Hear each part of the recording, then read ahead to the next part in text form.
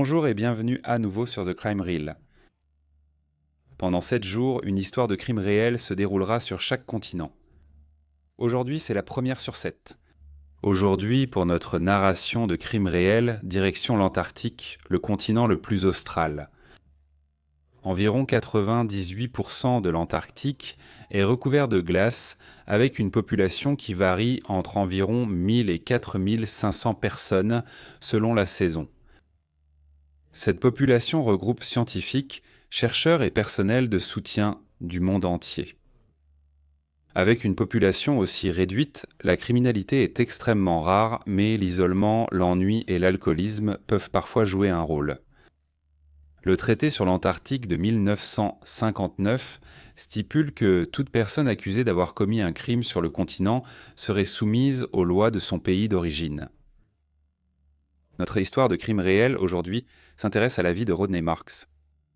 Rodney David Marks était l'un des 3 enfants nés de Paul et Ray Marks. Il est né le 13 mars 1968 à Geelong, dans l'État de Victoria, en Australie. Rodney était un enfant incroyablement intelligent, travailleur et créatif. Il adorait surtout le surf et la musique. Lorsqu'il était adolescent, il a remporté une bourse pour une école privée renommée où il a continué à exceller sur le plan académique. Il a ensuite étudié l'astronomie à l'université de Melbourne, obtenant son diplôme avec mention très bien. Puis en 1993, il est allé à l'université de Nouvelle-Galles du Sud, où il a obtenu un doctorat en physique. Pour sa thèse, Rodney a longuement écrit sur le pôle Sud, une région qui l'intéressait particulièrement. En 1997, Rodney a été accepté pour un poste s'occupant d'un télescope infrarouge appelé Spirex au pôle Sud. En raison des conditions extrêmement rudes et du niveau d'isolement lié à ce travail, chaque personne sélectionnée devait passer des tests physiques et psychologiques approfondis afin de s'assurer qu'elle serait capable de supporter l'hiver rigoureux et isolé. Arrivé au pôle pour l'hiver austral, généralement de mars à octobre, il est impossible de partir avant l'amélioration des pires conditions météorologiques. Après avoir passé l'hiver au pôle sud, Rodney tenait à y retourner et a réussi à obtenir un 2e poste, cette fois à la station Amundsen Scott du pôle sud. Cette station est gérée par la National Science Foundation, une agence gouvernementale des États-Unis. Rodney devait passer 1 an à la station, de novembre 1999 à novembre 2000.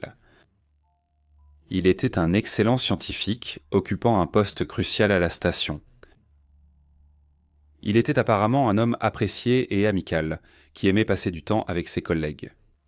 Rodney jouait de la guitare dans un groupe de heavy metal qui a joué au pôle sud pour le nouveau millénaire, et cet hiver-là, il s'est éteint les cheveux en violet.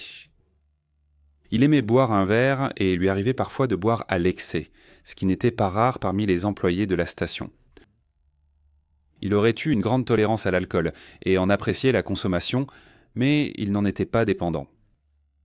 Grâce à leur passion commune pour la musique, il s'est rapproché d'une femme du nom de Sonia Walter, qui était spécialiste de la maintenance à la station. Ils sont rapidement devenus amoureux et Sonia a choisi de rester pour la saison hivernale afin de poursuivre leur relation.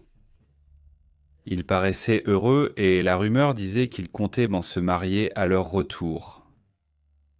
Au début de l'hiver 2000, la plupart du personnel est rentré, ne laissant qu'une équipe de 50 personnes pour continuer le travail durant l'été-hiver. Le 11 mai 2000, Rodney marchait entre le bâtiment de recherche et la station principale quand il a commencé à se sentir mal. Il a retrouvé Sonia pour le dîner, mais s'est plaint de se sentir très malade et que ses yeux devenaient irrités et le démangeaient. Rodney a décidé de se reposer, en espérant qu'il se sentirait mieux le lendemain. Cependant, ses symptômes ont empiré, fièvre, malaise et douleur à l'estomac. Après une nuit agitée, il a consulté le médecin de la station tôt le matin. Le médecin pensait que les symptômes étaient liés à la consommation d'alcool de Rodney et n'était pas particulièrement inquiet. Rodney est retourné se reposer dans sa chambre, mais, ayant de plus en plus de mal à respirer, il est revenu voir le docteur Robert Thompson. Il a choisi de prélever un échantillon sanguin. Le médecin a vu 2 traces de piqûres récentes sur le bras de Rodney, mais n'a pas approfondi. La machine capable d'analyser le sang de Rodney pour comprendre la situation n'avait pas été entretenue et ne fonctionnait donc pas. Le médecin n'en savait pas plus sur ce qui se passait. Rodney est devenu de plus en plus agité et avait du mal à respirer. Le médecin a consulté des experts médicaux par appel satellite, mais ils n'ont toujours pas réussi à comprendre ce qui se passait. La respiration de Rodney s'est un peu améliorée et il a tenté de se redresser. Alors qu'il faisait cela, il a cessé de respirer et, malgré plusieurs tentatives, il n'a pas pu être réanimé. Il est décédé vers 18h45 ce jour-là. Il n'avait que 32 ans. On a supposé qu'il était décédé de causes naturelles inconnues. Faute de moyens d'entrée ou de sortie durant l'hiver, le corps de Rodney a été conservé à la station de recherche. Sa perte a été dévastatrice pour les 49 autres membres du personnel qui travaillaient à ses côtés. Beaucoup de ses amis étaient mécontents de ce lieu de repos temporaire à l'intérieur de la station. Alors, ils ont travaillé dur pour construire un cercueil afin qu'il puisse être temporairement inhumé sous les étoiles qu'il était venu étudier en Antarctique. Des services commémoratifs ont été organisés à la station du pôle Sud, à Torquay en Australie et à Boston. Ce n'est qu'après près de 6 mois que le corps de Rodney a pu être déplacé. Il a été transporté par avion à Christchurch en Nouvelle-Zélande, le 30 octobre 2000, où une autopsie a été pratiquée. Cela a révélé qu'il n'y avait aucune drogue dans son organisme au moment de sa mort, seulement une trace d'alcool, mais une énorme quantité de méthanol. Les résultats ont choqué tout le monde.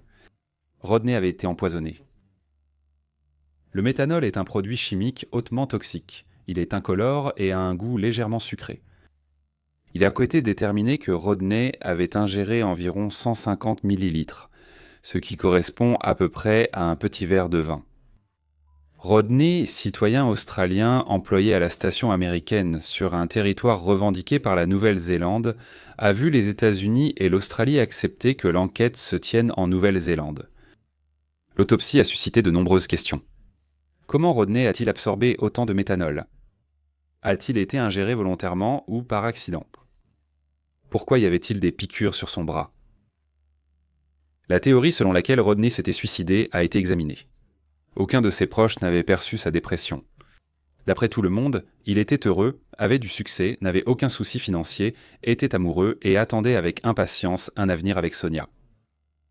De plus, il a cherché de l'aide médicale dès que sa maladie a commencé, et on ne pensait pas que la panique qu'il a montrée au début de sa maladie ait pu être simulée. Rodney était un homme extrêmement intelligent, qui aurait su que boire du méthanol pour mettre fin à ses jours aurait entraîné une mort incroyablement douloureuse et longue. Le suicide a été exclu comme cause du décès. On a alors envisagé qu'il ait accidentellement ingéré du méthanol en fabriquant son alcool. Cela semblerait à nouveau extrêmement improbable, en raison de son niveau d'expérience en tant que scientifique et du fait que le méthanol à la station était clairement étiqueté et conservé dans un placard verrouillé. Il y avait également une réserve d'alcool disponible à la station, donc Rodney n'avait aucune raison de fabriquer secrètement le sien. Rodney avait souffert d'une douleur extrême, mais avait été capable de communiquer pendant environ 38 heures avant sa mort. S'il avait su ce qui causait ces symptômes, il aurait pu en parler à ceux qui l'aidaient. Une autre possibilité était que Rodney avait été la victime d'une farce qui avait mal tourné. Cette théorie a été écartée à cause du niveau de méthanol consommé, rendant très improbable son usage dans une farce. L'explication la plus probable était que Rodney avait été assassiné. Avec seulement 49 autres personnes vivant à la station pendant ces mois d'hiver et personne d'autre ne pouvant arriver ou quitter la station, la liste des suspects potentiels était déjà assez réduite. Cependant, l'enquête sur une affaire de meurtre vieille de 6 mois posait problème dès le début. L'enquête officielle était dirigée par le détective sergent-chef Grant Wormald du département de police de Nouvelle-Zélande. Le détective devait collaborer directement avec la Fondation nationale des sciences pour obtenir les détails concernant les 49 personnes présentes à la base au moment du décès de Rodney.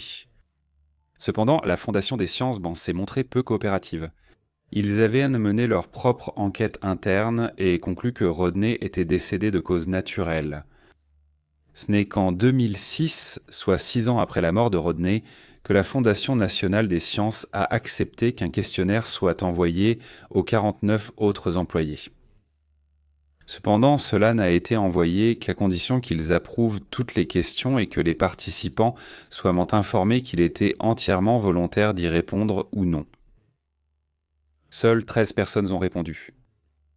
De nombreuses autres personnes essentielles à l'enquête n'ont pas rempli le questionnaire. On ne sait pas pourquoi ils n'ont pas répondu. Les gens craignaient-ils pour leur emploi ? Des rumeurs disent moment que de la marijuana pousserait dans les conduits d'aération de l'usine et que des drogues dures seraient consommées pendant la station. Nous ignorons si ces rumeurs sont fondées, mais l'abus de drogue et d'alcool dans une prestigieuse installation américaine pourrait expliquer pourquoi les circonstances de la mort de Rodney ont été cachées. Des questions ont été soulevées sur les procédures du médecin lors du traitement de Rodney. Sa localisation reste inconnue depuis 2006. L'enquête a stagné. Il n'y a eu aucun progrès connu dans l'enquête sur le meurtre depuis. L'enquête néo-zélandaise reste ouverte. Cependant, la probabilité de trouver de nouvelles informations près de 20 ans plus tard, dans l'un des endroits les plus reculés de la planète, semble extrêmement faible. Ceux qui connaissent l'affaire en ont tiré leurs propres conclusions. Accident tragique ou blague qui tourne mal ? Suicide ou meurtre ? Rodney a été la seule personne à être morte dans des circonstances mystérieuses sur le continent de l'Antarctique, et c'est peut-être bien leur tout premier et unique meurtre. Cela conclut l'histoire de Rodney Marks. Merci beaucoup d'avoir écouté cette histoire. Pour ceux d'entre vous qui ont des commentaires, veuillez les laisser ci-dessous. Je les lis toujours. Si tout va bien, je reviens dimanche à midi, Greenwich, 7h, heure de l'Est. Merci d'avoir écouté The Crime Reel. Prenez soin de vous. Au revoir. Si vous pouvez partager ces vidéos d'une manière ou d'une autre, je vous en serai vraiment reconnaissant. Merci à tous ceux qui postent là-bas. Au revoir.